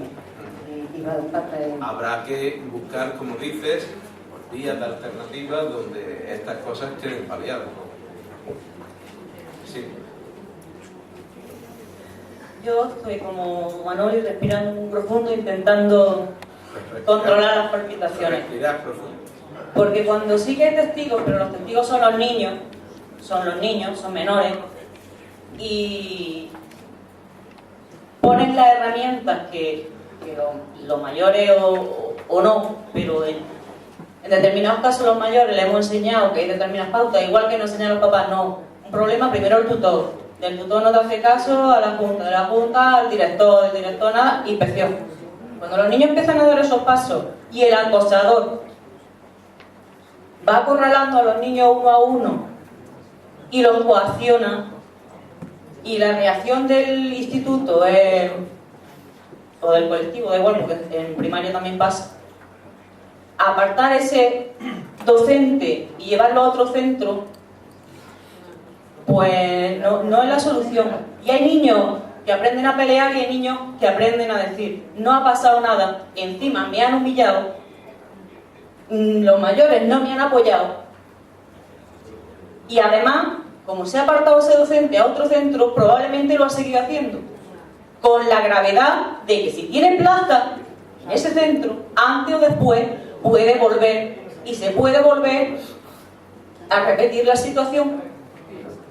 Yo os puedo decir y garantizar que cuando esas situaciones se denuncien, y estrategias hay múltiples, si se denuncian, vuelvo a insistir, que esto es como todo en la vida, si se denuncian los servicios de inspección, por supuesto, como no es la primera vez que nos hemos encontrado con esa situación, sabemos cómo indagar para saber, y la suma, fíjate, la suma de declaraciones en contra forman una verdad. Es decir, los testimonios, cuando se instruye un expediente disciplinario, nosotros solamente tenemos dos argumentos: o las pruebas documentales o la suma de pruebas testificales.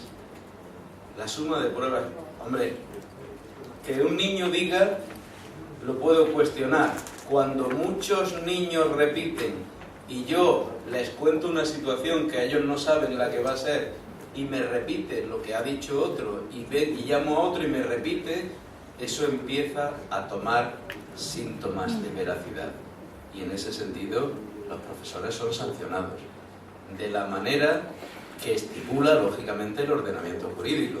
Dependiendo de lo ocurrido, pues será una falta grave, muy grave, y tiene unas sanciones catalogadas en un Real Decreto, que es el del régimen disciplinario, y en el Estatuto Básico del Empleado Público, que para eso están. Que podremos decir que podría ser mayor o menor, pero nosotros ahí tenemos que hacer un poco como los jueces. Esto es lo que dice la norma y se aplica la norma. Pero que, de verdad, ni creo que esto sea lo generalizado, digo así, ni creo que sea lo generalizado, Y por supuesto también os puedo decir que, porque no es generalizado, tampoco se están abriendo expedientes de forma generalizada, pero sí sistemáticamente, sí sistemáticamente. Entonces, en ese sentido, cuando hay alguien que lo haga mal, precisamente lo que hace es dañar al resto del colectivo de profesores, porque yo creo que al revés, la mayoría del profesorado es que lo hace bien o muy bien, y lo que hay que hacer cuando alguien no lo hace bien es corregir esa situación, porque está incluso dañando al resto y la imagen de un cuerpo como el docente, que en términos generales trabaja y procura hacerlo bastante bien. Pero en un colectivo tan grande, lógicamente, puede haber alguien pues que no lo haga bien, como en cualquier colectivo grande, Lo estoy oyendo y lo estamos viviendo en el centro que estamos en Mangíbar. Había un profesor y lo único que le han podido, para inspeccionarlo y levantarle expediente, años con problemas. El centro, al expedientarlo, lo único que le han sancionado con 7 meses de suspensión de empleo y sueldo. Y lo tenemos allí otra vez, en las mismas condiciones o quizás con peor. ¿Y ya qué hacen? No se puede hacer más, y todos los profesionales que están allí, todos los profesores lo están sufriendo, no solo los niños.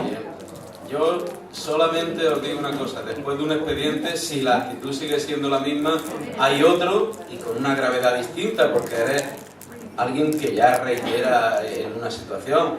Pero vuelvo a decir, lo que no podemos, yo digo con esto igual que digo con los niños. Yo, cuando dicen que la convivencia es mala en los centros, yo digo que no, que la convivencia es excelente. Y digo, es excelente porque pensemos en un instituto, además, como el que estáis diciendo, con más de cercano a los 1000 alumnos, es fantástica. Y con un colectivo de profesores que efectivamente ronda los 100, es excelente. Y lo que no podemos nunca es, como estamos diciendo, porque haya un profe, decir que el colectivo docente tenemos un caso y lo que tenemos que hacer es lo que se está haciendo. Tú dices 7 meses de empleo y sueldo. Pues si después de eso... 7 meses suspenso de empleo y sueldo y 7 meses de paz en un instituto lleno con otros problemas, porque es normal. Si cuando vuelve eso se reitera, pues se volverá... Se reitera y se acusa más. Bueno, pues se abrirá otro expediente e irá ya en otro sentido, así que no os preocupéis. Que esto es exactamente igual que si aún le dijerais al juez: mire usted, aquí hay un señor que ha robado ya 7 veces. Y mire usted, le han puesto una sanción de X, pero mire usted que es que vuelve al pueblo y te dirá: mire usted, es que no se puede hacer otra cosa. Es que hay situaciones que nos gustarán más o nos gustarán menos, pero esta es la realidad que tenemos en cada uno de los casos, ¿vale? ¿Pasamos a otro capítulo? Venga. Mira, este me lo salto por una cuestión... Soy Doña de Jaén. Venga, me vas a meter una consulta. Hay muchos padres que el tema acoso o cualquier problema así más grave, no se atreven a denunciar. Pues bueno, por miedo a que señalen a su hijo, por miedo a señalar una familia si tienen varios hijos en el centro. Entonces, le preguntaba que como inspector, ¿qué le aconseja a esos padres? Porque lo hay muchos, que simplemente el problema lo intentan tratar de alguna manera, pero sin buscar esa solución drástica cuando en algunos casos hay que buscarla. Las denuncias pueden venir por múltiples vías, no tiene que ser a título individual, puede ser a título colectivo.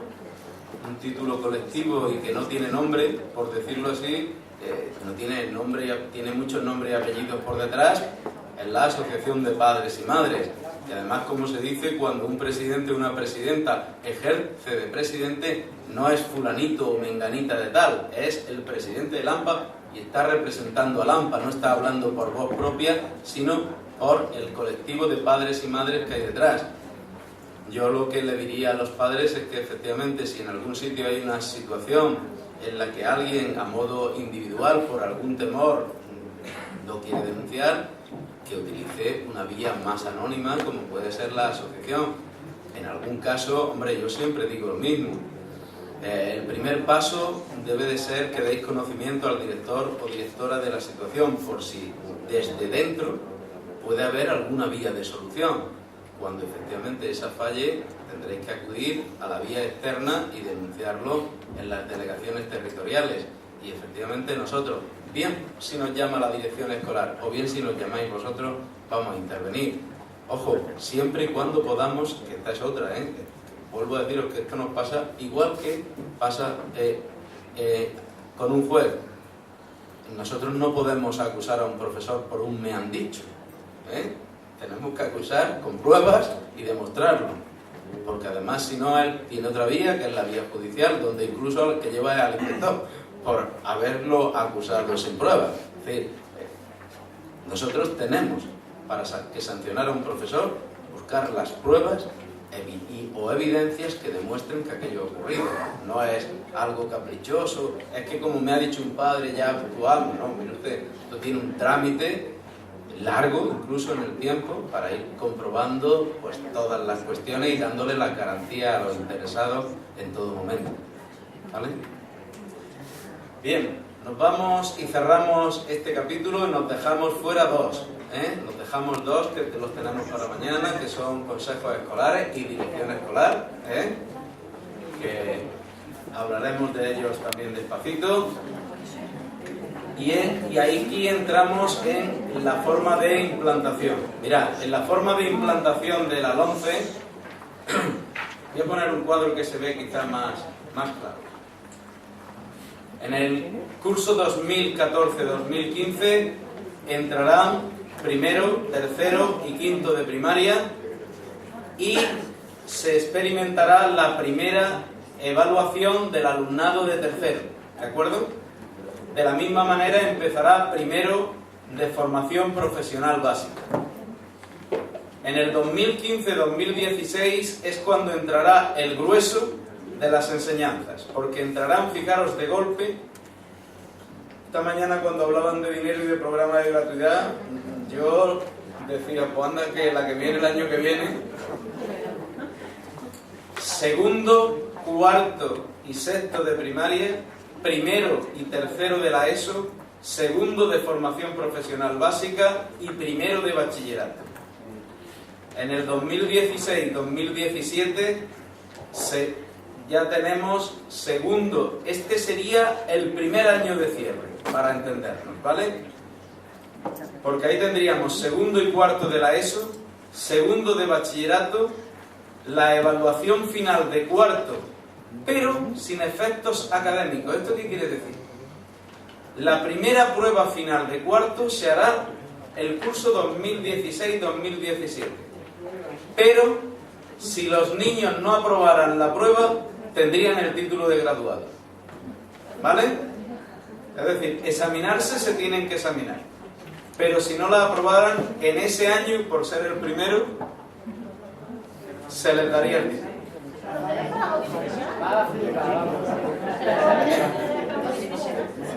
Llego hasta el final. Fijaros, ese mismo año se hace la prueba final de segundo de bachillerato, que decimos sin efectos académicos, pero ¿qué quiere decir esto? Si el niño no supera la prueba, le daremos el título de bachiller, pero sin embargo no podrá acceder a la universidad. ¿De acuerdo? Porque es cuando comienza precisamente la primera vía para el acceso a la universidad. Con lo cual, en el 2017-2018 tendremos ya la evaluación final de cuarto de la ESO en toda regla, segundo de bachillerato ya con su prueba en toda regla y el acceso a la universidad ya sin darle más vueltas. Con lo cual, fijaros, alguien que veo que ya está contando por ahí a ver si le toca a mi niño o no. Los chavales que estén ahora mismo para iniciar la ESO, les tocará la prueba sin efectos académicos, pero los que están en sexto de primaria, esos estrenarán la prueba con todo el rigor, ¿vale? Ojo, y en los que he dicho antes, siempre y cuando no repitan nunca, con lo cual tenéis un estímulo enorme si le explicáis esto detenidamente a vuestro hijo. Y lo mismo le ocurre en el caso de bachillerato. Echáis 4 añitos para atrás y en este caso os situáis en segundo de la ESO. Con lo cual, pues ahí tenéis un estímulo para decirle, mira, si no pierdes ningún año, eres un afortunado. Así que ellos mismos tomen nota, ¿vale? Así que el calendario es importante y entraríamos en la parte de qué pasa el curso que viene. Pero, ¿qué hora es?